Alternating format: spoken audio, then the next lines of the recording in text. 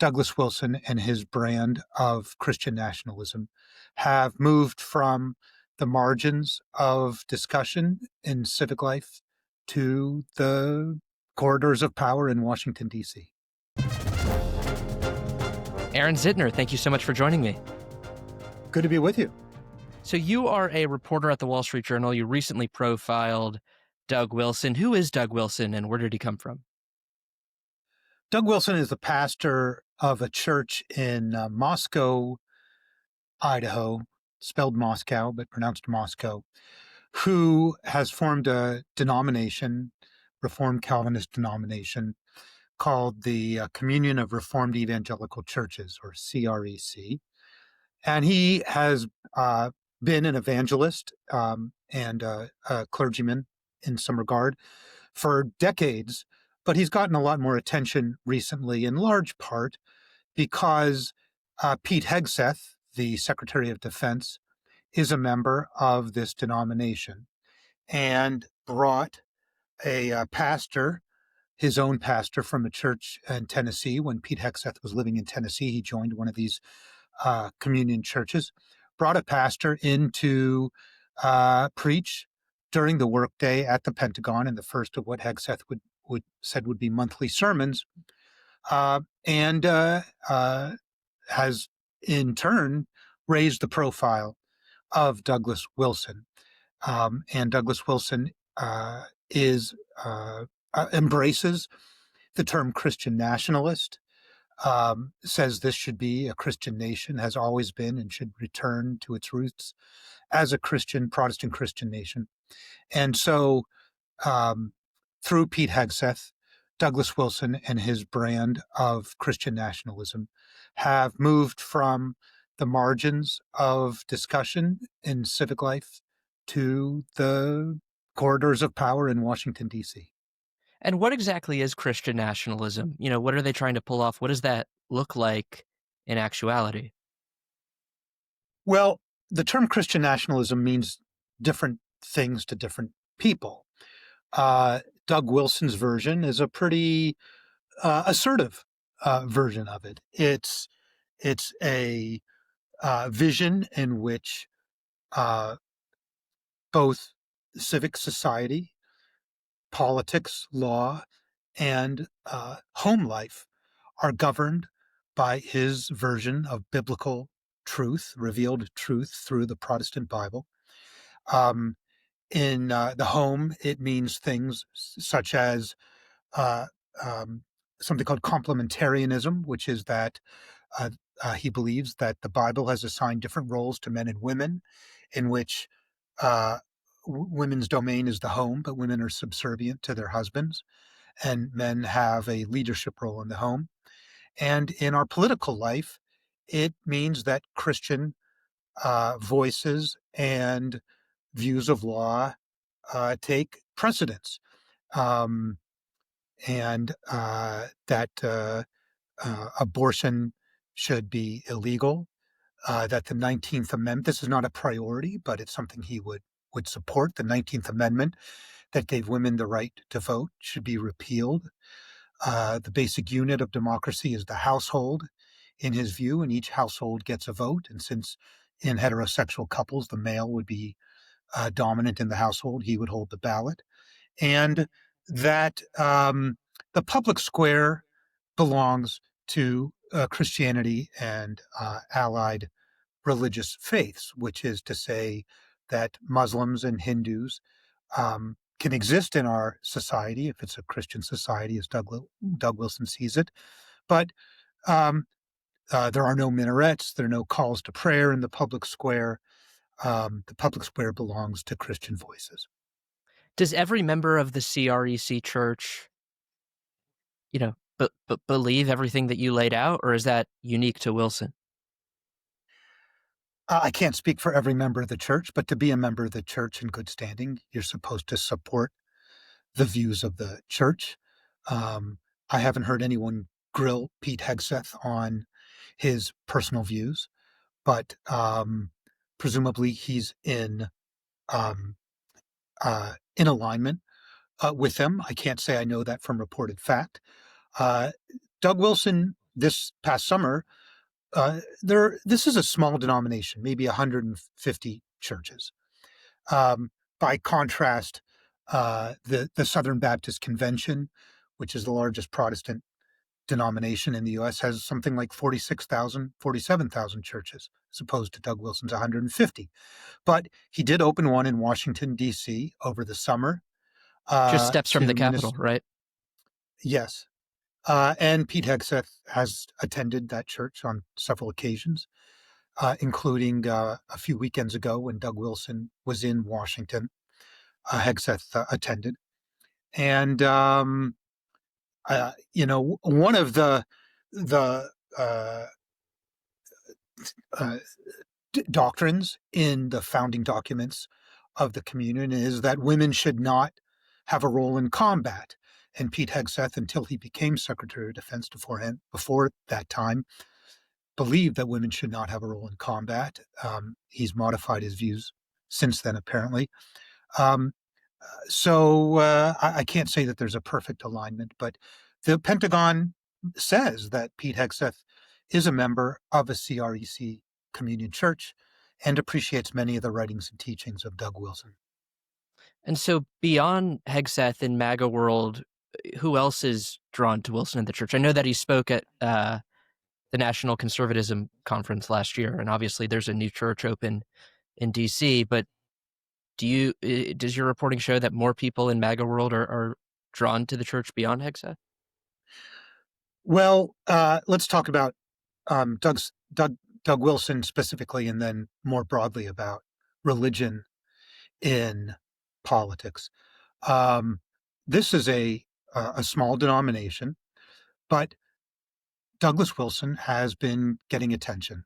Um, uh, and he's been given prominent platforms to explain his view of Christian nationalism. And I, as a reporter, take no position on Christian nationalism. My job is to learn what it is and explain it to the public. And we did a video that allowed Douglas Wilson to explain his views and to challenge them where appropriate and bring contextual information in. Um, Tucker Carlson devoted one of his podcasts to Douglas Wilson. Charlie Kirk had Douglas Wilson before Charlie Kirk's slaying. Douglas Wilson was on the Charlie Kirk podcast, which is a very prominent, both of these are very prominent venues in the MAGA ecosystem and have thousands and thousands of listeners.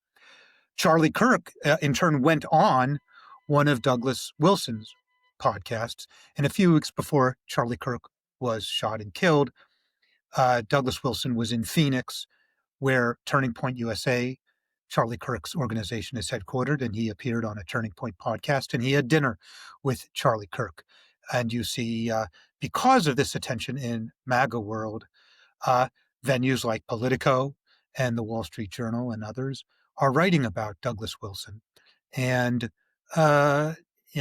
giving him an opportunity to explain his views.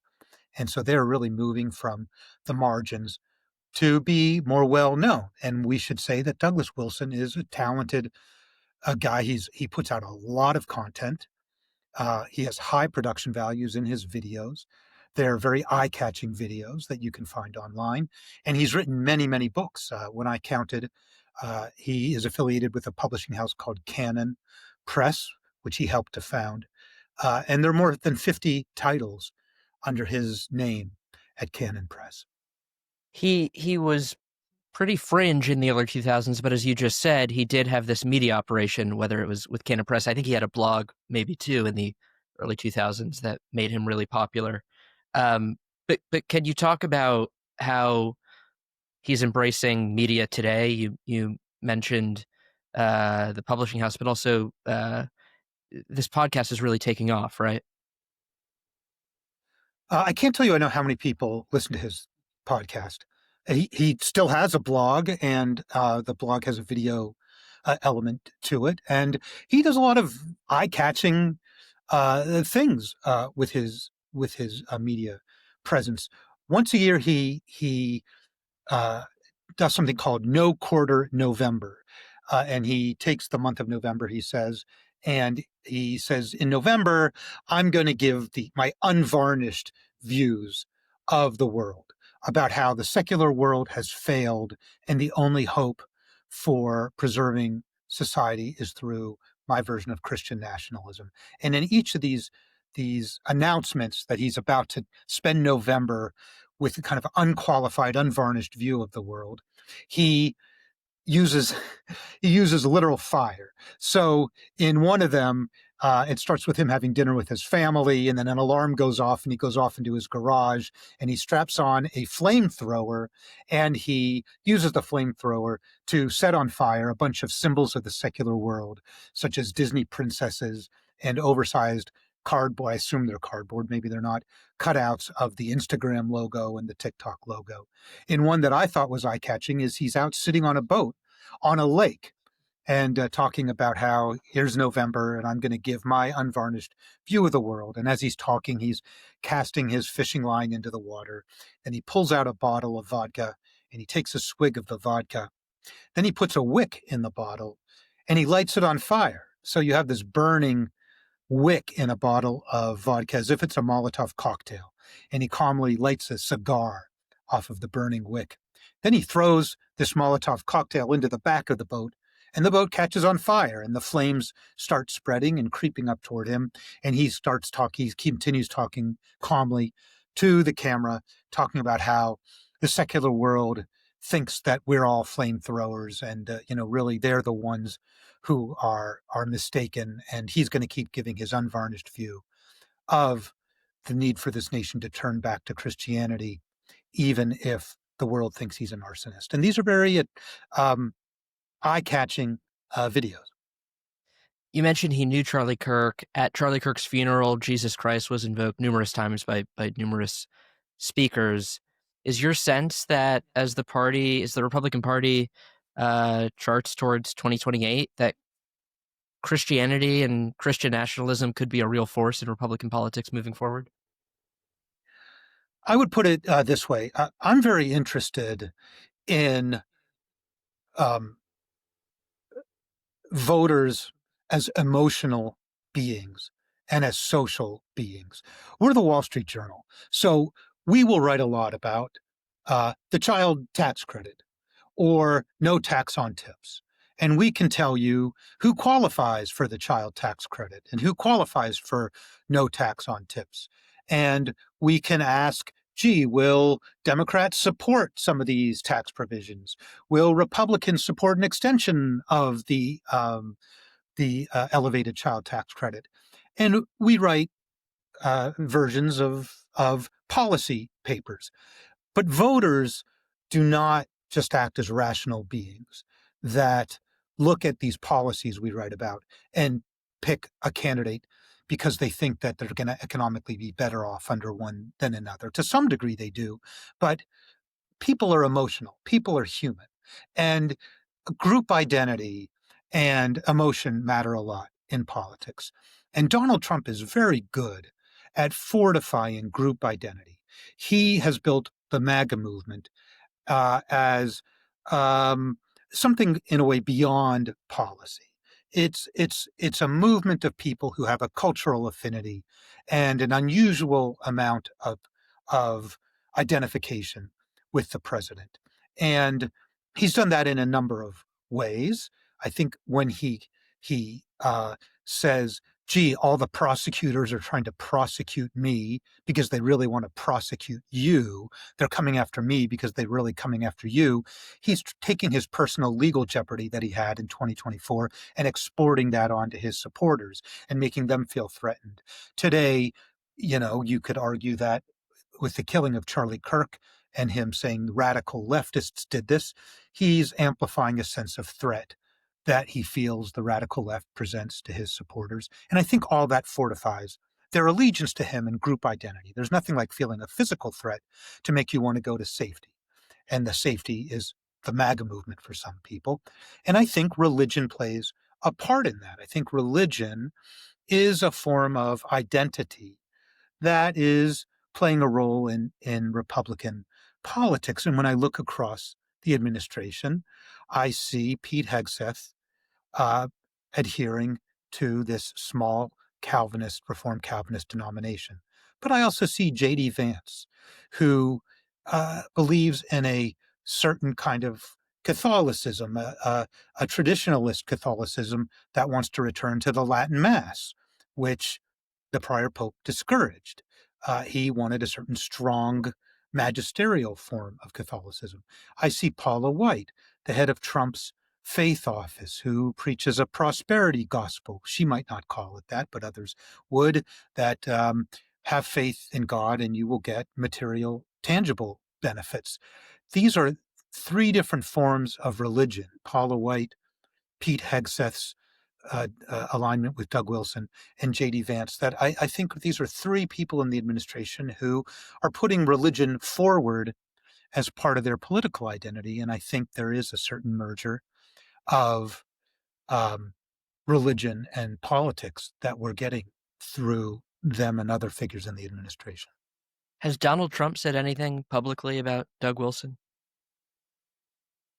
Not that I know of, not about Doug Wilson specifically. He certainly has said a lot about Paula White, and uh, has elevated her, by choosing her in both his terms to a position of prominence in the administration. And in the new administration, she has an office in the White House itself, which the White House Faith Office has not had a position in the White House until now. As far as I know, this office started under George W. Bush, but is more prominent now, I'd say. And you met Wilson, you got to interview him. What was your biggest takeaway? He's a very personable person. I enjoyed talking with him. He's someone who enjoys the give and take of discussion and debate. He wrote a novel that Christianity Today named the novel of the year in I think 2012 or 2013. Christopher Hitchens, the late public intellectual and journalist, um, was an anti-religionist, not just an atheist, but opposed organized religion, and wrote a book called "God Is Not Great," playing off of, the idea that God is great. And he challenged anyone to debate him and to debate his proposition that religion poisons everything around it. Well, Douglas Wilson stepped forward in 2008 and 2009 and took up that challenge and engaged with Christopher Hitchens in a series of debates that became a book that they put out and became a documentary. So he's someone who enjoys the give and take of discussion and espouses these views that a lot of people would find to be on the fringe, but is very personable and amiable in expressing them. You might not agree with them, but he's not bombastic in his personal appearance, um, and he will entertain questions like, this is a nation that's become less oriented around religion. More people are disaffiliating from religion in recent years. We're a more egalitarian nation. Women are not as subservient to men as in the past. Women are much more independent, powerful actors in our economy. More women are managers than before. Women are in some ways out earning men in some cities among young people, according to some data. Why should an America that is more pluralistic, less religiously oriented, and more egalitarian when it comes to gender accept this vision of Christian nationalism? He will, entertain those questions and engage with them. Aaron Zitner is the writer behind the Wall Street Journal's Doug Wilson profile. Aaron, thank you for joining me. Good to be with you.